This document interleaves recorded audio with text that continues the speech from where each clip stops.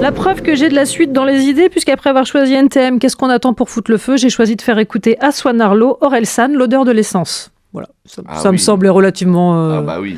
Et l'odeur de l'essence aussi, puisque j'ai annoncé qu'à suivre un roast, soit un rôti. C'est-à-dire que les flammes vont s'ouvrir sous tes pieds. Mais je suis C'est Paloma, je suis terrorisé. notre reine en exercice depuis la saison 1 de Drag Race France.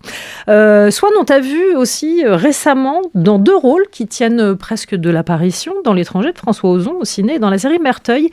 C'est quoi le plaisir et l'enjeu de ce genre de courte partition ? En fait, quand il y a une scène, quand il y a une chose, mais que c'est bien, l'enjeu est ailleurs, c'est-à-dire qu'il faut faire exister un personnage comme ça, une fois, et du coup, un roi de France, quand même, c'est dans Merteuil, c'est quand même un kiff. Un prêtre avec François Ozon, puisque la dernière fois... Ouais.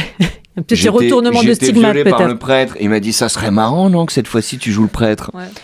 Sacré François. Sens de l'humour très particulier. Et puis, voilà, moi, en fait, je l'aime énormément, François. J'aime beaucoup travailler avec lui. Et donc, c'est évidemment un plaisir. Ouais. Voilà. Mais t'aimes ça, les courtes partitions comme ça aussi? C'est-à-dire que de temps en temps, ouais. De temps en temps, ouais, c'est bien parce que tu sais que ça va pas te prendre trop de temps.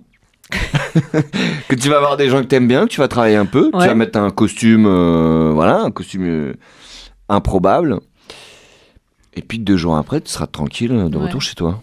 Est-ce que c'est aussi pour ça que tu ne fais que peu de séries? Est-ce qu'en tant que spectateur et comédien, c'est un engagement trop long? Alors c'est trop long. Après c'est bien, hein, c'est plaisant aussi ce temps-là, mais le problème c'est que c'est trop rapide surtout. C'est pas tant que c'est trop long. C'est beaucoup en peu de temps. Ouais. Ah ouais. Et vraiment, alors après bon, c'est un autre format, c'est une autre manière de consommer. Et toi t'en regardes pas ou peu? Mais moi en fait je regarde rien, c'est terrible. Moi je regarde rien. Chez moi très peu. Dès que j'ai l'occasion, je vais au cinéma. J'ai un immense plaisir à aller au cinéma, plutôt seul, plutôt le matin. Mais chez moi, c'est plus compliqué. Alors évidemment, il y a si c'est des vieux films, je peux regarder des DVD à la maison. Et puis aussi, il y a le moment avant les Césars où il y a certains films qu'on a ratés et tout ça. Mais sinon, je suis pas des gens comme ça qui bouffent du contenu. Non. Duquel de tes rôles on te parle le plus souvent aujourd'hui? Petit paysan. C'est vrai, encore? Ah Petit paysan, remarquable film d'Hubert Chervel, je reprécise. Voilà. C'est le début, de tout, et c'est un film en fait qui parle des gens, qui parle aux gens, qui a à la fois toute la véracité de quand même d'un fils d'éleveur laitier qui a tourné dans la ferme de ses parents, etc. Et en même temps qui a vraiment fait un film de cinéma. Il y a presque du fantastique et tout. Et je sais pas, ce rôle, en plus, on l'a vu encore dernièrement. Enfin, je veux dire, la vie des paysans ne s'est pas améliorée, bien au contraire. C'est un film tellement juste. Donc je pense que ça a touché les gens au cœur. Et vraiment, il y a même des gens qui me disent, mais c'est quand même dommage que vous n'ayez rien fait depuis Petit Paysan. mais pourquoi? Parce que tu crois qu'il y a un truc physique qui s'est passé, que de fait, ils te reconnaissent pas ou... Non, parce que je pense que c'est des gens qui vont pas forcément plus au cinéma que ça, ou voilà. Ce film, il a existé partout en France. Comme c'est assez rare pour le genre de film que je fais moi, en fait. Nous, on fait des films souvent qui marchent plus dans les grandes villes. Voilà. Donc, je sais pas, mais ce film, il a une place particulière et pour moi, c'est merveilleux parce qu'en fait, je serai toujours auréolé de ce rôle et de ce merveilleux film. C'est comme si il m'avait protégé, en tout cas, pour les 10 années qui ont suivi. Le totem d'immunité. Le totem d'immunité que je vais peut-être bientôt perdre maintenant. Mais non, ça fait 10 ans. Il faut le sortir de la cave, c'est tout. Il faut le sortir de la cave. Ouais. Parce que je rappelle donc que les 3 Césars de Swan Arlo sont dans sa cave.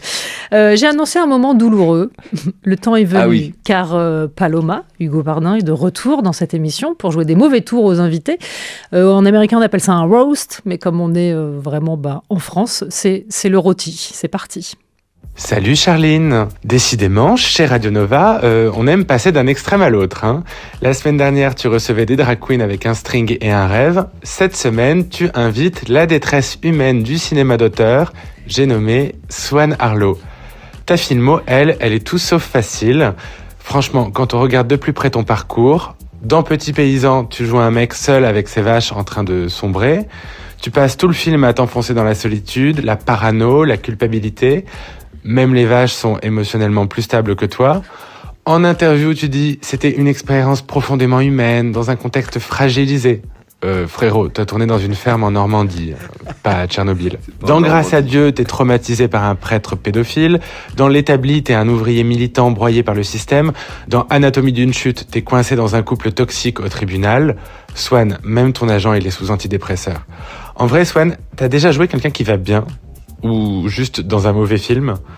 Ah oui, pardon, t'as fait Les Aristos de Charlotte de Turckheim. Mais là, c'était pas le personnage qui était en dépression, c'était l'acteur. Et quand t'as joué dans Comment je suis devenu super-héros, on avait tous envie d'y croire. Swan Arlo dans un truc léger, dynamique. Swan Arlo en grand méchant face à des super-héros à la française. Franchement, ça donnait envie. Et même là, t'as réussi à être triste. C'est un exploit. Marvel, ils ont Iron Man. DC, ils ont Batman. Nous, on a Swan Arlo, le super-héros mélancolique. En interview, tu dis que tu fais 2 films par an, maximum, pour rester aligné. 2 films par an. Mais Swan, c'est normal. T'es en digestion émotionnelle permanente. Évidemment que t'as besoin de 6 mois entre chaque tournage pour récupérer. Et là, tu reviens avec Sukwan Island, grosse marade en perspective.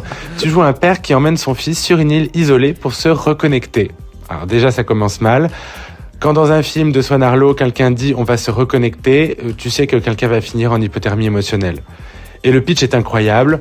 On va vivre dans la nature, sans téléphone, sans rien, pour aller mieux. Donc en gros, même quand tu fais un Into the Wild, bah toi, on dirait que tu joues le biopic de Michel Houellebecq. Tourné en Norvège, dans le froid, isolé, en anglais. Je te comprends, ça fait acteur indé, qui n'a pas peur de prendre des risques. Mais Swan, ça change quoi ? T'étais déjà isolé, froid et introspectif en français. Et le pire, c'est que tu joues un père qui veut faire bien, mais qui foire tout.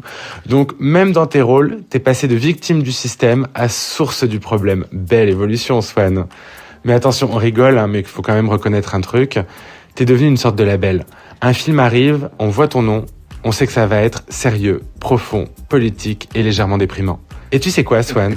Continue. Parce que sans toi, on serait obligé de regarder nos propres problèmes en face, et franchement, ça serait beaucoup moins bien joué. D'ailleurs, Swan, petite question, c'est quoi ton film doudou quand t'as un coup de mou ?